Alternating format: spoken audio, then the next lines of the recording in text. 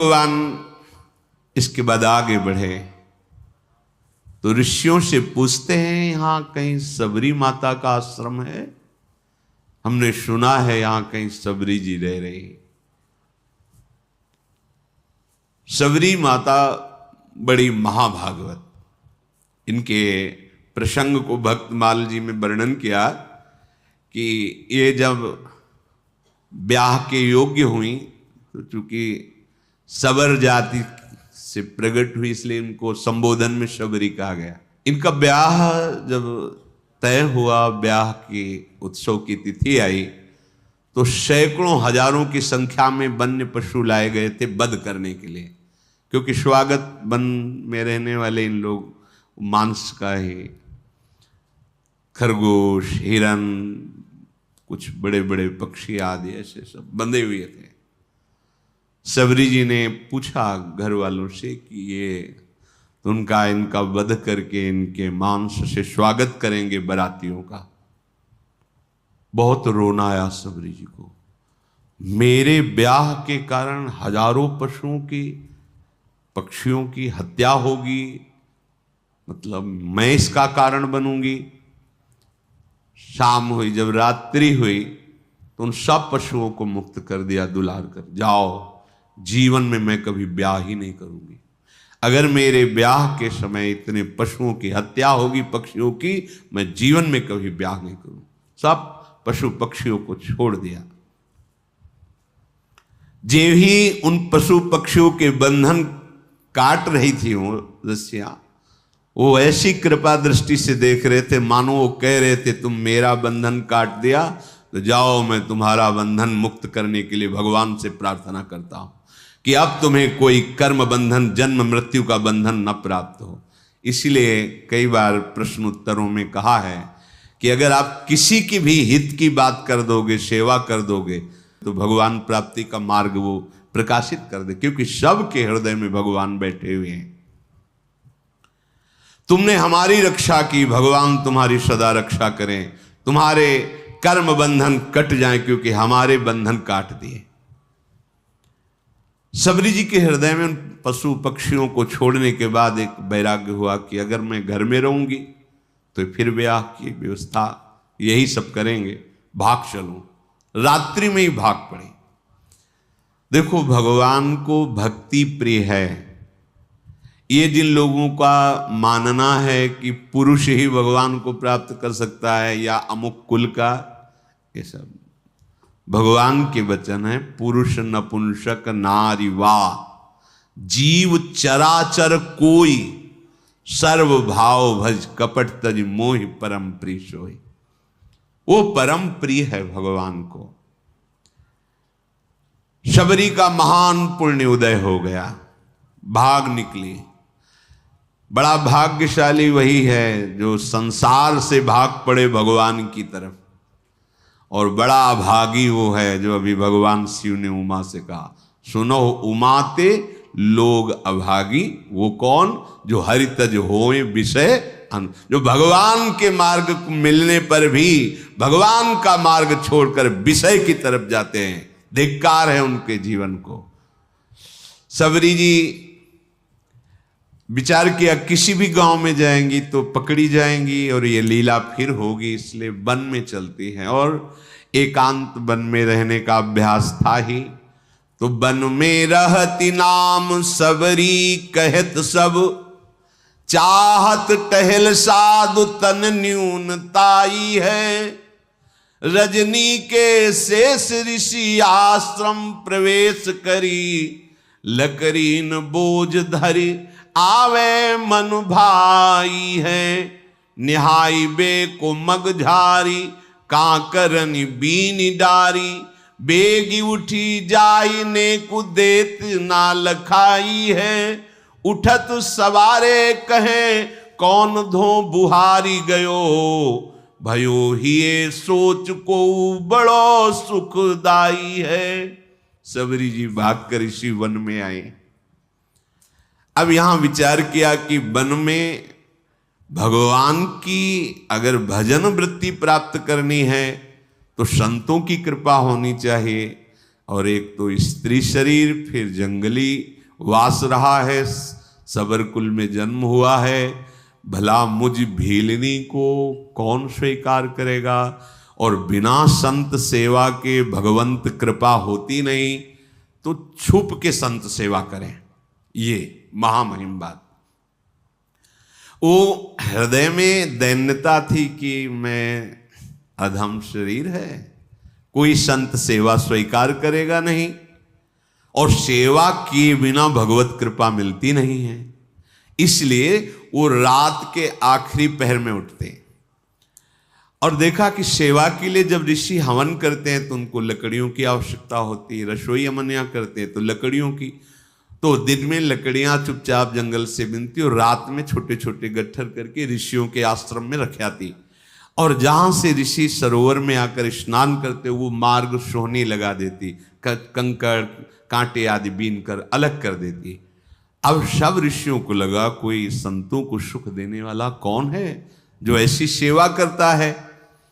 प्रातः काल सरोवर में आने जाने वाले को एकदम स्वच्छ मार्ग, एकदम कौन है ऐसा करता है। सब ऋषि प्रातः काल जब स्नान करने जाते तो सोचते, पर वो तो रात्रि में सेवा करके चली जाती एकांत में, ये कौन ऐसा है जो बड़ा भारी सुख प्रदान कर रहा है। देखो भगवान की कृपा से सेवा में रुचि होती है, सेवा से भगवान अधीन हो जाते हैं। जिनको ये भ्रम है कि सेवा से समय बर्बाद होता है, वो आगे चल के देख लेना, जब आपका भजन परिपक्व होगा तो सेवा में रुचि जागृत हो जाएगी। अगर सेवा में रुचि जागृत नहीं हुई तो भजन अधूरा है, भजन में अभी त्रुटि है। जब आपका जीवन सेवामय हो जाए, जो भी सामने आवे भगवत भाव से सेवा, ये शरीर किस काम में आएगा, किसी काम में।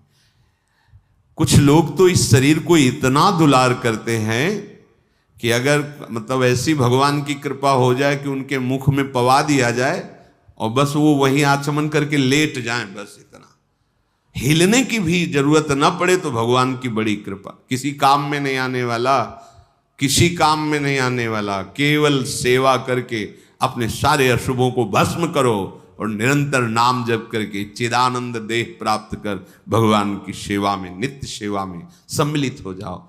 सेवा मिलना बहुत दुर्लभ बात होती है, सेवा मिल जाए। गुरुदेव भगवान के श्रीमुख के वचन, श्री जी जब बहुत कृपा करती है तब सेवा प्रदान करती है, प्राप्त सेवा की अवहेलना करने वाले का भगवत मार्ग रुक जाता है। महाप्रभु हरिवंश चंद्र जो अपने पीताम्बर में लकड़ी बिन रहे श्री जी की सेवा, अपने कर कमल से रसोई अमनिया कर रहे श्री जी को भोग लगा। तभी नाहरमल जिसे कहा था, संतों की विशिष्ट कृपा से प्राप्त हुई श्री जी की सेवा को तुम धीमर से कराना चाहते हो, रजोगुणी हो, रजोगुण भाव लेकर वृंदावन आते हो, जाओ मैं तुम्हारा त्याग करता हूं। ये बहुत भाग्य की बात, सबरी जी को उन जीवों पर दया करने का, उनको सुख पहुंचाने का ये भाव कितना महान बना दिया कि उनके हृदय में बात आई कि कैसे भगवान को रिझाएं। तो अंदर से आया कि संतों की सेवा से भगवान रिझते हैं। जब कभी देखो भगवान को कोई रिझाने का बहुत से मार्ग हैं, लेकिन ऐसे रिझ जाए कि नौकर बन के घर में आ जाए, ये तो केवल संत सेवा का प्रभाव था। त्रिलोचन जी के यहाँ भगवान अंतर्यामी नौकर नाम से आए, मेरा नाम अंतर्यामी है, ऐसा नौकर बन करके आए। जगह जगह संत, अगर हमारे हृदय में एक बात बैठ जाए कि भगवान रीझ जाते हैं, तो सामने वास्तविक वो कुछ भी हमसे मतलब नहीं, उसके हृदय में तो भगवान है ना। हमें जो सेवा मिली, सेवा किया, बिल्कुल दोष नहीं किया और बाहर हो गए, तो वो सेवा में भगवत प्राप्ति करा देगी। हमको अंदर बैठे हुए भगवान, मंदिर कैसा बना है, कैसा ये सब, हम इस मंदिर में भगवान बैठे, इसलिए प्रथम सीढ़ी में हम दंडवत शुरू कर देते हैं। जब मंदिर, ऐसी भावना हम करें, जब हमें किसी की सेवा करनी, पशु पक्षी मनुष्य किसी की भी, या संत सेवा, तो हमको केवल एक बात ध्यान रखनी, इसके हृदय में भगवान बैठे, बस। हमको उसके गुण दोष कुछ नहीं देखने, सेवा की और उसका दिव्य फल हमको प्राप्त होगा। सबरी जी ऐसे संत सेवा करने लगी।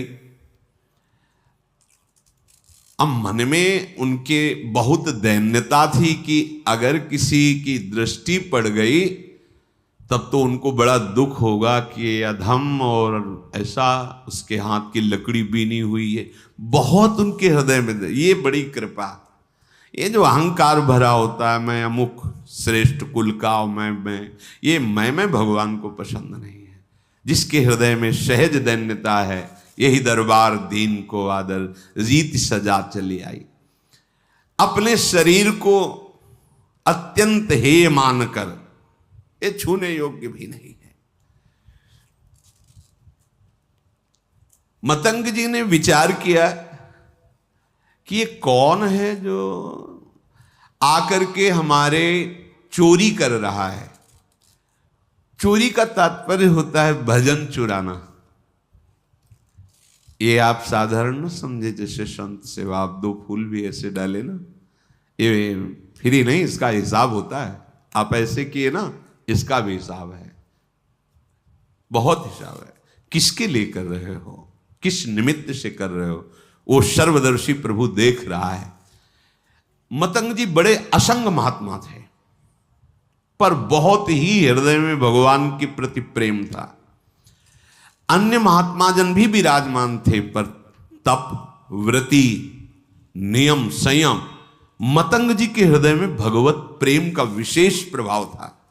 तो बड़े ई असंग ते मतंग रस रंग भरे, धरे देखी बोझ कहो कौन चोर आयो है। करे नित चोरी अहो गहो वाही एक दिन, बिना पाए प्रीतिवा की मन भरमायो है। बैठी निस चौकी देत शिष्य सब सावधान, आई गई गही लई कापे तनु नायो है। देखत ही ऋषि जलधारा बही नैनन ते, बैनन सो कहो जात कहा कछु पायो है।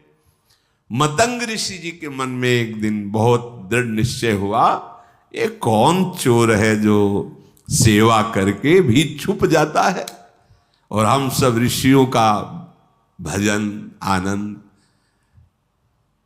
क्योंकि कोई भी सेवा करता है वो तुम्हारे भजन को लेता है, फ्री नहीं है, बात समझना। ऐसा ना समझो कि आप जो पहन रहे, खा रहे, पी रहे, देख रहे, सुन रहे, सारा हिसाब है, इसलिए विरक्त को रात दिन भजन करना है। हम जिसकी रोटी खाते हैं उसको भी भजन देते हैं, जो प्रणाम करता है उसको भी भजन देना है। और वैसे ही सबका सर्व मंगल करने का स्वरूप होता है संत महापुरुषों का। मतंग ऋषि बड़े ही मतंग थे प्रभु के अनुराग में, परम विरक्त, भक्ति रसानंद से परिपूर्ण। रोज अपने आश्रम में देखते कि दोना में फूल रखा हुआ है, लकड़ी, सेवा के लिए मार्ग पूरा साफ। ये कौन है रोज सेवा कर जाए। अपने शिष्यों से कहा, सुन, रात भर जगो, रोज सेवा पहुंचाता कौन है ऐसा जो चुपके से सेवा कर रहा है, एक बार दर्शन करना चाहते हैं। सब शिष्य रात में जगे, अलग अलग जगह छुप करके खड़े हो गए। धीरे धीरे सबरी जी आई, दोने में कैसे पुष्प रखकर लकड़ी जे ही, तो कौन है ऐसे। सबरी जी तो एकदम मानो सूख गए कि अब तो जान गए, अब सेवा छूट जाएगी। देखो किस बात का दुख है, अब सेवा छूट जाएगी, अब कोई भी ऋषि हमारी सेवा स्वीकार नहीं करेगा। एक तो स्त्री शरीर, दूसरा सबरपुर में जन्म, ये सब महान ब्रह्म ऋषि हैं, ये सब हमें हटा देंगे, मेरी सेवा छूट। बहुत विकल होकर शांत खड़ी हो गई। मतंग जी जब आए तो देखकर आंसू निकल पड़े। खान पान की कोई व्यवस्था नहीं, झाड़ियों में छुप के रहती संत सेवा, आंसू निकल पड़े। ये बड़ी बात है। देखत ही ऋषि जलधारा बही नैन, ऐसी सेवा में भावना। यहां सेवा करके अहंकार पूर्वक कोशिश करते हैं अपने लोग कि अपनी बात ये सब कोई जाने कि मैं सेवा करता हूं। सबरी जी की कैसी सेवा, जान गए तो सकुच गई कि शायद अब सेवा छूट जाए। आंसू की धारा बहने लगी और कहा, बेटा ऐसे सेवा करते हो, कहाँ रहते हो? उन्होंने कहा, प्रभु झाड़ियों में छुप के रहते हैं। पूरी कथा बताई भाग। अच्छा, अब तुम निश्चिंत हो जाओ। सबरी जी से कहा, अब तुम निश्चिंत हो जाओ, तुम्हें अब कोई चिंता नहीं करनी चाहिए। भगवत भक्ति का प्रभाव ऐसा है कि वो न जाति देखती है न शरीर देखती है। तुम स्त्री शरीर हो कि पुरुष शरीर हो, किस जाति को, किस कुल के हो, ये भक्ति महारानी जिसके हृदय में आ जाती है, भगवान उसके अधीन हो जाते हैं। सबरी जी को मतंग ऋषि ने ऐसे वचन के द्वारा साहस बना और शिष्यों से कहा कि तुम जानते हो ये कितनी पवित्र है। ओहो, बहुत बड़ी बात। भक्ति को प्रताप ऋषि जानत, निपटनी के केऊ कोटि विप्रताई यापे वार डारिये। मतंग जी ने कहा कि आज के बाद तुम्हें छुप के रहने की जरूरत नहीं। आश्रम में ही एक पर्णकुटी सबरी, इसमें तुम विराजमान हो। और कहा कि आज तुम्हें हम मंत्र दीक्षा और नाम दीक्षा दोनों प्रदान करेंगे। मांगा नहीं, सच्चे शिष्य को मांगने की जरूरत नहीं होती, अपने आप गुरु विधान कर देते हैं। देखो, वास करो इस कुटिया पे और तुम्हें आज मैं मंत्र दीक्षा और नाम भी दिया, मंत्र भी प्रदान किया।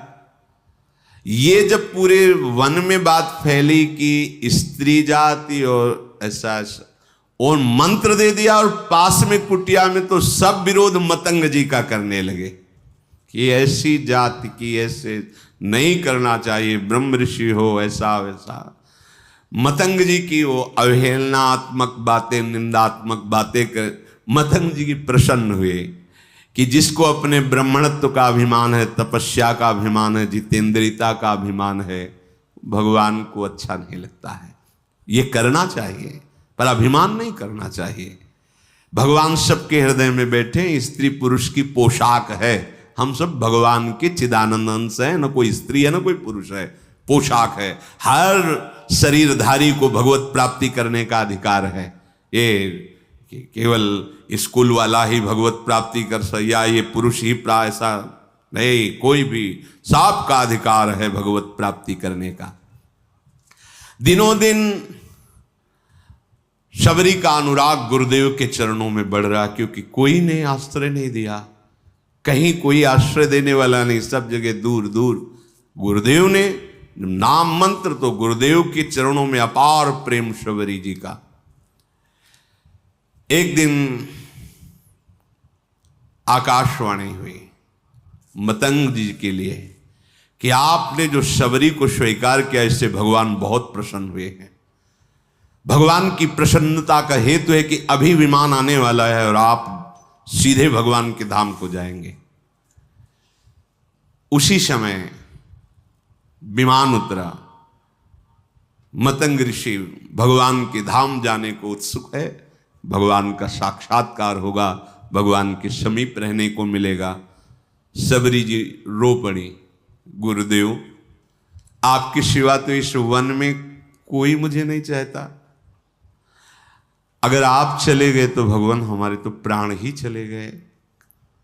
तो जो गुरुदेव ने बात कही बहुत जोर, गुरुदेव ने कहा आज तक मैंने तपस्या और मंत्र जाप, संयम नियम साधना, उन सब के प्रभाव से भगवान के धाम की प्राप्ति का अवसर है, लेकिन वो स्वयं धामी चलकर तुम्हारे यहां आएगा और तुम्हें दर्शन देगा। तुम चिंता मत करो बेटा, हम तो जा रहे हैं चलकर भगवान के धाम, लेकिन स्वयं धामी आएगा और यहां तुम्हें दर्शन देगा, निश्चिंत होकर के रहो। गुरुजी विमान पर बैठकर परम धाम गए, पर गुरु का वियोग असहनीय। कोई बड़े भाग्यशाली होते हैं जिनको संत या गुरुदेव से प्रेम होता है। कौन प्रेम करता है? स्वार्थ का बावरा मन, ये तो भोगी पुरुषों से प्रेम करता है। योगी या संत महात्माओं से, गुरुजनों, कोई गुरु प्रेमी बिरला ही कोई होता है, बिरला है। गुरु को वियोग हिए दारुण ले शोक दियो, जियो नहीं जात तऊ राम आस लागी है। ऐसा गुरुदेव का वियोग कि अब जिया नहीं जा रहा। पर शबरी प्राण इसलिए नहीं त्याग रही कि गुरुदेव ने कहा है भगवान स्वयं आएंगे और दर्शन देंगे, बस इस आशा से जीवन रख रहे हैं। अब इतनी शिथिलता थी कि जो नित्य सेवा वो छोड़ नहीं सकती थी। वियोग में शिथिलता के कारण जब ऋषि स्नान करने जा रहे थे उसी समय वो सोहनी लगा रही थी। तो जो ऋषि स्नान करने जा रहे थे, कोई सोहनी से छिटक कर कंकड़ उनके चरणों में छू गया होगा, बहुत डांट। वैसे ही गुरु वियोग से दुखी थी। और ये बहुत बड़ा अपराध है, ये लोग जानते रहे जो अहंकार में होते हैं, मैं तपस्वी हूं, मैं इस कुल का हूं, मैं उस कुल का। अरे सब मायाकृत है। सच्चिदानंद प्रभु की भक्ति जो कर रहा है उसकी चरण रज लो, चरणामृत लो। भगवान के अनुरागी जनों के प्रति ऐसा अनुराग, ऐसी भक्ति, ये बहुत धोखा हो जाता है, बहुत धोखा हो जाता है। ये ऐसा भारी अपराध है कि सिर्फ भक्त से ही क्षमा हो सकता है, भगवान भी क्षमा नहीं कर सकते। अब वो पुनः स्नान करने जे भी गए तो उसमें कीड़े पड़ गए सरोवर के जल में। सबरी जी को इतना धिक्कारा, तुझे दिखाई नहीं दे रहा, मैं आ रहा हूं, मुझे तेरे झाड़ू से कंकड़ छू गया। सबरी जी तो भाग पड़ी, एकांत में जाकर रोने लगी। वैसे ही गुरु वियोग से दुखी थी, इसीलिए विलंब हो गया था, नहीं तो रात में ही वो सोहनी लगाती थी। सबरी जी के हृदय को भारी दुख कि जो हमारे वचनों के द्वारा समझाते थे, जो हमें चरणों का आश्रय, वो तो अंतर ध्यान है। अब यही है, ये महात्माओं को दुख पहुंचा, क्या करूं, गुरु ने आज्ञा की, नहीं तो अभी शरीर को छोड़ देती। वो बहुत, ये दुख भारी अपराध हो गया। जल सो रुधिर भयो नाना क्रम भर गयो, नयो पायो सोच तो जाने ना अभागी है। उनको क्या कहा, अभागी। और रुधिरवत रक्तवत हो गया जल, और कीड़े, दुर्गंध आने लगी जल से तत्काल। तो उन्होंने मन में सोचा कि सबरी के कंकण स्पर्श का प्रभाव देखो कितना, तो उसका प्रभाव कि जल भी अपवित्र होगा। जब बुद्धि उल्टी होती ना तो उल्टा ही चिंतन होता है। हृदय में सबरी जी गुरुदेव प्रदत्त नाम का मंत्र का जप कर रहे हैं। रोज तड़के उठकर मार्ग बुहारना और रोज पुष्प की पंखुड़ियां ऐसे पावड़े बिछाना, सुंदर निर्मल जल भर के रखना और सुंदर फल रखना। कि गुरुदेव ने कहा भगवान आएंगे, पक्का भगवान आएंगे। लावे बन बेर लागी राम की अवसेर भल, चाखे धरी राखे फिर मीठे उन जोग हैं। मार्ग में जाई रहे लोचन बिछाई कभू, आवे रघुराई दृग पावे निज भोग है। ऐसे ही बहुत दिन बीते मग जोहत, हाँ आई गए औचक सो मिटे सब सोग हैं। ए पे तनु नून ताई आई सुधि छिपी जाए, पूछे आप सबरी कहाँ ठाढ़े सब लोग हैं। रात दिन गुरुदेव प्रदत्त नाम मंत्र का चिंतन। गुरुदेव ने कहा है भगवान आएंगे, इसका दृढ़ विश्वास। अब क्या भगवान के स्वागत में तो जंगल में यही है फल। तो सुंदर सुंदर बेर के जो वृक्ष थे उनसे ऐसे बेर लेती, पहले चखती, चखने के बाद वहां मीठे है तो उस बेर तो जूठे तो हो ही गए ना। चखने के बाद हाथ थोड़ी प्रक्षालन, जंगल है, ये थोड़ी क्या कहा है कि हाथ में कमंडल धोना। ऐसा नहीं कि खा खा के बेर रखती थी, उस वृक्ष के मीठे हैं कि मेरे प्रभु को खट्टे न लगे, तो ऐसे देखा, हाँ मीठे, फेंक दिए और नए फल लेकर के उनको ऐसे रखते। इसीलिए कहा गया है कि जूठे बेर। वैसे भी शास्त्रीय पद्धति में सबसे पहले भगवान को भोग लगा, और प्रेम पद्धति में सबसे पहले अपने को पाना है। जो हम भोग लगाएं पहले उसको एक दोने में अलग करके निकाला और चखा, हाँ दाल ठीक है, हाँ ठीक है, रोटी सब्जी वो देख लिया सब, खीर में हाँ चीनी ठीक, ये ठीक है, हाथ धोया, आचमन किया, फिर वो अपने श्री जी को भोग लगाया। पहले हमें देखना है हम जो फल लगा रहे हैं, भोग जो वस्तु लगा रहे हैं, हमारे श्री जी की योग्य है कि नहीं है। ये हमारी उपासना प्रेम की, और सिद्धांत की उपासना पहले प्रभु को भोग लगा। आप पहले पालिए तो भोग लगाने लायक नहीं, लेकिन ये प्रेम है, उल्टा मार्ग है यहाँ। ये ज्ञान हमें नहीं था। ऐसा हो ही नहीं सकता कि प्रभु के लिए थाल सजा रहे पहले उससे ले, ऐसा कैसे? कोई पूछता तो उत्तर नहीं। ये तो इसी प्रेम नगरी का एक है, जिसके भी हृदय में जहां भी प्रेम है, ये प्रेम का प्रभाव और स्वभाव है। मानसी गंगा में दंडोती परिक्रमा जब गुरुदेव के साथ लग रही थी गिरिराज महाराज की, तो मानसी गंगा में तो वहां एक सहतूत बेच रहा था, सहतूत इतने से, तो श्री जी को भोग लगाने के लिए प्रक्षालन किया, बीन बीन के सही रखे। महाराज जी ने कहा थोड़े लो और पाओ, बताओ कैसे? हमको महाराज जी पहले श्री जी को भोग। बोले हमारे यहाँ पहले श्री जी नहीं, पहले तुम पा के बताओ कैसे, खट्टे अधिक खट्टे तो नहीं? वो देख लो महाराज। बोले जब हम कह रहे थे तुम पावला, हिम्मत नहीं पड़ रही थी कि श्री जी के पवा के बिना के पाया। कहा मीठे। बोले जब हाथ धो, आचमन करो, अब भोग लगाओ। उस दिन से समझ में आया कि हमारी लाडली जी को पहले हम चखेंगे, फिर भोग लगाएंगे कि वो ठीक है कि नहीं है, बहुत अधिक नमक तो नहीं हो गया था सब्जी दाल में, इसमें कैसा है ये हम देखेंगे, तब हमारी लाडली जी पाएंगी। ये प्रेम का। तो शबरी जी भी ऐसे, ये बेर पेड़ का कहीं खट्टा तो नहीं है, बाकट तो नहीं है, तो उससे पहले चखती और फिर वो बेर दोने में लेके फिर प्रभु के रोज, और रोज बस पावड़े बिछाए, फल रखे और बैठ गई। सुबह से शाम प्रभु आएंगे। गुरुदेव ने कहा प्रभु बहुत दिन बीत गए पर अश्रद्धा नहीं हुई गुरु वाक्य पे, ये बहुत बड़ी बात है।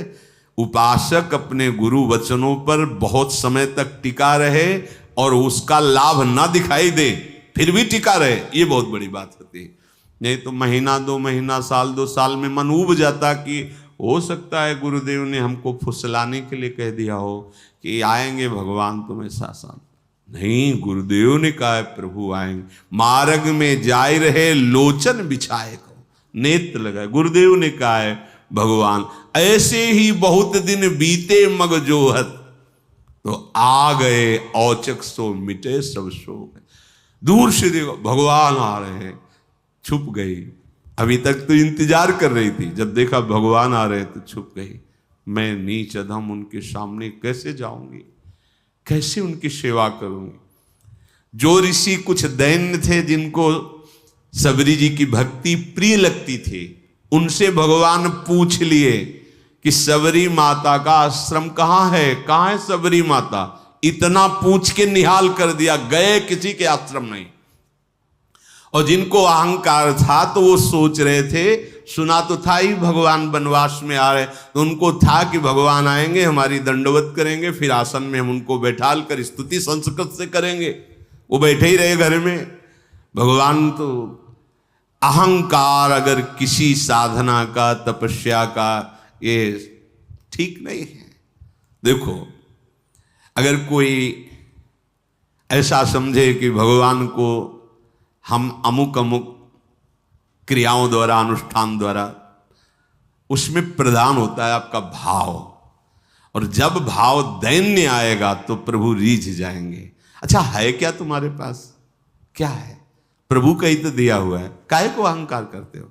प्रभु ने कृपा करी, वो तुम्हें सतमार्ग के लायक बनाया है, वही तुम्हारी इंद्रियों को अधीन किए हुए हैं, वही तुम्हें बल दे रहे हैं, वही तुम्हें व्यवस्था दे रहे हैं, जो सेवा कर रहे हो, तो तुम अहंकार क्यों? अपने बड़भागी बनने का भाव लाओ कि हमें तो अहो भाग्य प्रभु ने स्वीकार करके बड़भागी बना दिया, संत सेवा दे दी, धाम आने को, सत्संग सुनने को, भजन करने को, ये जो मुझे प्रेरणा मिली, अहो भाग्य हमारे भगवान ने मुझे स्वीकार। अहंकार क्यों करे? देखो रह रहे हैं, इतना कष्ट सह रहे हैं, पर अहंकार। भगवान नहीं गए किसी के यहां। प्रेमणा वशिष्ठ मुच्छिष्टम भुक्त्वा फल चतुष्टयम, कृता रामेण भक्तानाम सबरी कबरी मणि। भगवान प्रेम देखते हैं, यही देखकर अवशिष्ट अर्थात चखे हुए फलों को, जूठे फलों को भगवान पाते हैं। ये बड़ा प्रमाण सहित इससे दिया है कि फलमूलम समादाय परीक्षे परिभक्ष च पश्चान निवेदयामास राघवाय महात्मने। चख करके उसकी परीक्षा करके फिर दोने पे रखती थी, और राघव अर्थात भगवान श्री राम बड़े स्वाद बखान करके सबरी के वो जूठे फल खाए। देखो इस पर प्रेमणा वशिष्ठ मुच्छिष्टम उच्छिष्ट भुक्त्वा फल चतुष्टयम कृता रामेण भक्तानाम सबरी कबरी मणि। पद्म पुराण में ये वर्णन किया गया। भगवान पूछ लेते सबरी मां किधर है, कहां विराजमान है। वो अपने को निहाल मानते, जिनसे भगवान पूछ लेते। पथिकन ते पूछत सप्रेम प्रभु पेखी पेखी सबरी हमारी प्यारी बसे के ही ठोर है। कहां है सबरी, किधर है सबरी रहती है। ऋषि प्रभु यही मार्ग है, ये जो पावड़े बिछे सबरी जी ने बिछा, आगे जो मतंग ऋषि का आश्रम वहां सबरी जी विराजती है। तो भगवान कहते कौन घरी ऐ जामे नयनन निहारी हो मैं खे हो फल सुधा स्वाद सरिस अथोर है। रघुराज जय छिन बिलोकिना बिलोचन सो बीतत पलक सम कल्प करोर है। जैसे सबरी जी के लिए एक पल समय करोड़ों कल्प के समान व्यतीत हो रहा है, ऐसे राम जी के लिए किधर है, मैं अपने कब भर नेत्र सबरी जी के दर्शन करूं। उधर सबरी जी जो सो वही भगवान सो। पूछी पूछी आए तहां सबरी स्थान जहां कहां वो भागवती देखो दृग प्यासे हैं। मतंग ऋषि के आश्रम में आए और जो शिष्य जन खड़े थे, कहां है सबरी जी, कहां भाग्यवान सबरी जी, मेरे नेत्र तरस रहे उनके दर्शन के लिए। सबरी जी ने जब ये वचन सुने तो जो हृदय में संकोच था दूर हुआ। आके साष्टांग दंडवत सबरी जी ने की। आई गई आश्रम में जान के पधारे आप दूर ही ते साष्टांग करी चख भासे हैं। रव की उठाए लई बिथा तन दूर गई नई नीर झरी नैन परे प्रेम पासे हैं।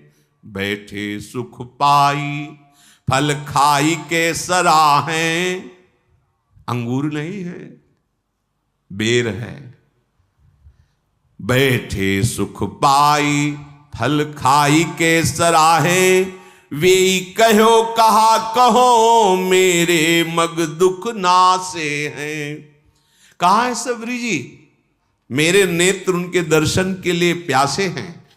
जब सबरी जी ने सुना अब नहीं रुक पाई, बाहर निकली दूर से, हे शरणागत वत्स।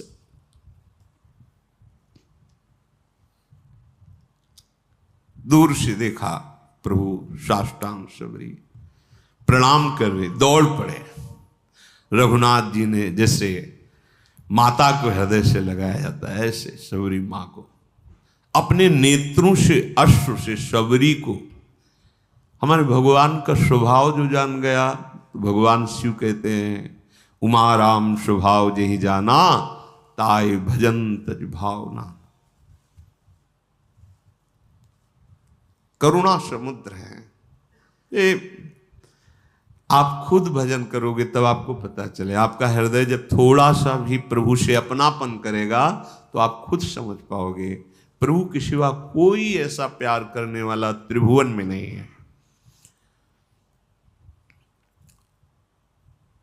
भगवान ने सबरी जी का हाथ पकड़कर अपने समीप बैठाला। ये प्यार, वो ऋषि कंकड़ छू गया तो कितना कड़ुआ बोल रहे, ए नीच जात, ये ऐसा। भगवान हृदय से लगाकर आंसुओं से अभिषिक्त करके अपने समीप सबरी जी को बैठाला। सबरी जी को स्मरण आया कि जो प्रातः ही फल रखे थे प्रभु के लिए, दौड़ के गई, फल लाई। भगवान, वाह, मेरा वनवास का सारा कष्ट दूर हो गया तुम्हारे फल पाके, बड़ाई कर रहे। भगवान ने कभी 56 भोग की बड़ाई नहीं की, कहीं भी ऐसा नहीं। देखो सुदामा जी के जब तंदुल पा रहे हैं ना, तो रोमांच हो रहा है भगवान को। तंदुल चावल नहीं, चावल को पछोरने से जो टुकड़े निकलते हैं, कोई उधार भी नहीं देता था।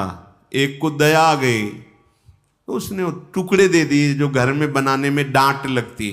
चावल तो दिए नहीं, टूटे हुए टुकड़े, वो भी पुरानी कपड़े की पोटली ऐसे दबाए हुए।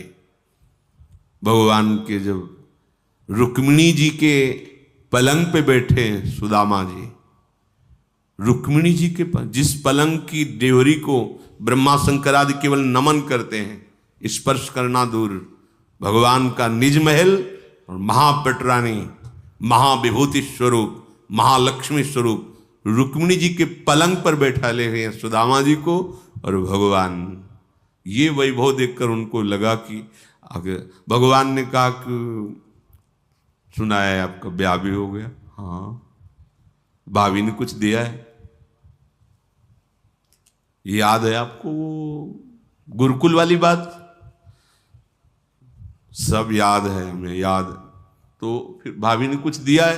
अब कैसे इतना वैभव, फटे कपड़े में वो तंदुल कैसे निकाल के दें, कैसे निकाल? अब भगवान का इतनी अच्छी चीज रखे हो, फिर भी तुम फटा कपड़ा उससे निकाल। भगवान, रुक्मिणी जी देख रही, अरे उस तंदुल को भगवान के रोमांच हो रहा पाते हैं। मित्र, आज तक ऐसा स्वादिष्ट पदार्थ हमने नहीं। क्या स्वाद है तंदुल? विदुरानी जी के केले के छिलके में क्या स्वाद है? अगर कोई समझता है कि भगवान को अच्छा अच्छा भोग लगाएंगे, हम पटा लेंगे, कैसे हमारे प्रभु, देखो जरा फल बेर, वैसे ही बेर कोई बहुत, उस बेर को पा पाकर कह रहे कि आज हमारे वनवास का श्रम दूर हो गया। कितने सुंदर स्वादिष्ट अमृतमय फल भगवान बड़ाई कर रहे हैं सबरी के द्वारा दिए। इसीलिए हमारे प्रभु पत्रम पुष्पम फलम तोयम ये में भक्त्या प्रक्षति। अगर भाव से भरकर एक चुल्लू जल, एक पत्र, एक पुष्प, एक कोई फल, बस इतने में ही मेरे ठाकुर बिक जाते हैं। बहुत प्रेमी हैं। प्रशंसा कर रहे हैं प्रभु सबरी जी की। अब जब ऋषियों ने सुना कि आश्रम आने की तो बात जाने दो, इस गली में भी प्रभु नहीं आए, तब सबको लगा अंदर कि हमें लगता है कोई हम लोगों में तपस्या में त्रुटि हो गई क्या? क्योंकि सब तपस्या का फल तो भगवान है और भगवान आए ही नहीं हमारे घरों में। तो हमें चल के लोचन लाभ तो ले लेना चाहिए, भगवान के चरणों में प्रणाम करना चाहिए। सब ऋषि जो थोड़ा सा अपने में ब्रह्मणत्व, तपस्या, जितेंद्रियता आदि आदि मानते थे, उनको आना पड़ा। वो प्रभु के समीप आए। अब भी बुद्धि काम नहीं कर रही। प्रमाण मिल चुका है कि सबरी जी कितनी पावन है। उनके मन में आता है कि बड़ी समस्या पैदा हो गई है। अगर वो सरोवर का जल भगवान अपने श्री चरणों से स्पर्श कर दे तो निर्मल हो जाएगा और हम लोगों के प्रयोग में आ जाएगा, क्योंकि सबरी की अपवित्रता के कारण वो दूषित हो गया था। वो लोग भगवान को प्रणाम किए और भगवान बैठे हुए तो निवेदन किया। करत हैं सोच सब ऋषि बैठे आश्रम में, जल को बिगाड़ सो सुधार कैसे कीजिए।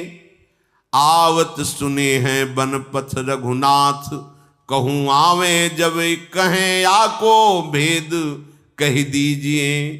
इतने ही मांझ सुनी सबरी के बिराजे आनी, तू गयो अभिमान चलो पग गही लीजिए, आए खुनसाए कही नीर को उपाय कहो, गहो पग भीलनी के छुए स्वच्छ भीजिए। वो सब ऋषि लोग अभिमान त्याग कर भगवान के पास आए और भगवान से कहा कि प्रभु इस सरोवर का जल जो है नीच जनों के द्वारा छूने से कीड़े पड़ गए, अपवित्र हो गया, तो हम ब्रह्म ऋषियों की सेवा में नहीं, आप अपने श्री चरण। तो भगवान ने कहा नहीं, हम तो आप ऋषियों के चरण सेवक हैं, आप देखो अपना चरणामृत डाल करके, क्योंकि आप तपस्वी जितेंद्री ब्रह्म ऋषि हैं, हम तो आपके सेवक हैं, आप डाल के देखो। उनको लगा कि एक बार भगवान कह रहे थे, डाले जाके तो और दुर्गंध पैदा हो गई। आए बोले प्रभु ठीक तो हुआ नहीं, तो बोले हमारे चरण से तो ठीक होगा ही नहीं। उनका नहीं प्रभु आपके चरणों का प्रताप तो है ही है, क्योंकि शिला छू गई तो अहिल्या के रूप में प्रकट हो गई, तो पानी तो बोले सही मानो अगर हम चरण रख देंगे तो और बड़े बड़े कीड़े हो जाएंगे, अगर उसे स्वच्छ करना चाहते हो तो तुम सबरी के चरणामृत उतारो और फिर डालो जाके। अब भगवान का आदेश, बड़े बड़े ब्रह्म ऋषि सब बोले केवल एकमात्र सबरी जी के चरण स्पर्श किए हुए जल से ही वो पवित्र हो सकता है, दूसरा कोई उपाय नहीं, क्योंकि तुम सबसे भयानक अपराध बनाए, स्त्री जान करके, नीच कुल की जान करके उनको तुम धिक्कारा है, तुम उनको ऐसी भावना से ये अपराध तुम्हारे सारे तप को, सारे प्रभाव को नष्ट कर दिया। अगर तुम कहीं अपने जीवन को कृतकृत्य करना चाहते हो, सरोवर के जल और हृदय को स्वच्छ करना चाहते हो, तो सबरी जी का चरणामृत ही काम करेगा, दूसरा कुछ नहीं। अब भगवान की आज्ञा, ईश आज्ञा तो सबको शिरोधार्य है, सबने जेव ही सबरी जी बड़ी प्रार्थना, दैन्यता जेव ही चरण स्पर्श हुआ, निर्मल स्वच्छ और अमृत जैसा जल हो गया। तब भगवान ने सबरी जी की स्तुति की, जो नौधा भक्ति पीछे गाई गई थी, वो भगवान सबरी जी को नहीं सुना रहे, उन्हीं ऋषियों को बता रहे कि ये पूरी की पूरी भक्ति हमारी माता सबरी जी में विराजमान है। जाति पाति कुल धर्म बड़ाई धन वैभव कुटुंब गुण चतुरता, मैं इन सबसे नहीं रीझता। फिर सुन लीजिए, जाति पाति कुल धर्म बड़ाई धन बल कुटुंब गुण चतुरता, इन सबसे मैं नहीं रीझता, मेरे रिझाने का एक ही केवल उपाय है, दैन्य भाव, भक्ति भाव। मैं तुम्हें सावधान होकर सुनाता हूं, 9 प्रकार की भक्ति है। पहली भक्ति है संतों का संग करना, दूसरी भक्ति है मेरी लीला कथा प्रसंग सुनने में रुचि होना, तीसरी भक्ति है अभिमान रहित होकर गुरु के चरण कमलों की सेवा करना, चौथी भक्ति है कपट का त्याग करके मेरे गुणों का गान करना, मेरे मंत्र का जाप और दृढ़ विश्वास मुझ पर हो जाना, ये 5वीं भक्ति है। छठी भक्ति है इंद्रियों का निग्रह, अच्छा स्वभाव, अच्छा चरित्र, बहुत प्रपंचिक कार्यों से वैराग्य और निरंतर संत समागम, साधु पुरुषों द्वारा बताए हुए आचरण करना। 7वीं भक्ति है जगत भर में भगवत भाव रखना, सब में प्रभु विराजमान है और संतों को मुझसे भी अधिक करके मानना। 8वीं भक्ति है जो मिल जाए उसी में संतोष करना, स्वप्न में भी कभी पराये दोष दर्शन ना करना।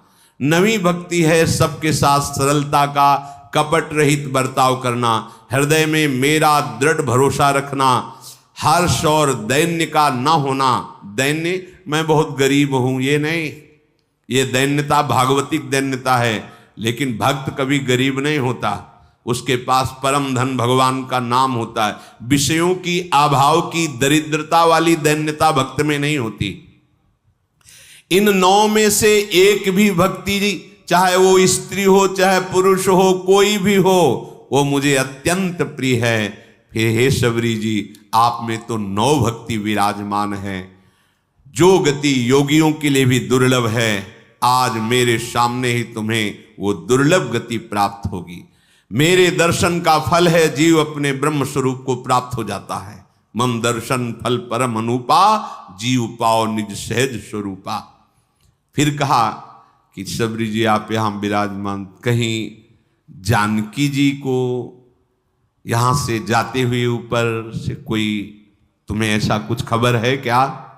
सबरी जी ने कहा प्रभु पास में एक पंपा नामक सरोवर है, वहीं सुग्रीव हैं, आप वहां जब जाएंगे तो उनसे मित्रता कीजिएगा, वो सब आपको सूचना दे देंगे। हे नाथ आप कुछ देर रुको। और शबरी ने एकदम एकाग्रता की और उनके शरीर में योगाग्नि प्रकट हो गई। भगवान के सामने ही पांच भौतिक शरीर का लय करके भगवत धाम को गई। जातिहीन अग जन्म मही, मुक्त कीन असनारी, महामंद मन सुख चहसी, ऐसे प्रभु ही विसारी। देखो स्त्री शरीर है, लोक में अधम कुल है, फिर भी भगवान की भक्ति से ऐसी दुर्लभ गति प्राप्त हुई जो योगी जन वांछना करते हैं, आकांक्षा करते हैं। ऐ दुर्बुद्धि मन, तो ऐसे प्रभु का भजन छोड़ करके और किसी विधान से सुख चाहता है, अर्थात तुझे कभी सुख नहीं मिल सकता।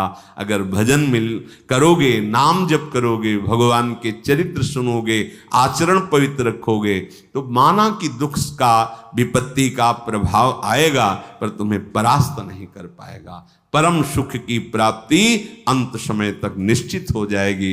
इसलिए जैसे बने, मन लगे ना लगे, भाव बने ना बने, सत्य है असत्य है, तुम सब छोड़ो, एक बार कहा मान लो और प्रभु का नाम निरंतर जपने की चेष्टा करो, तुम सुखी हो जाओगे। श्री राधा वल्लभ लाल की जय।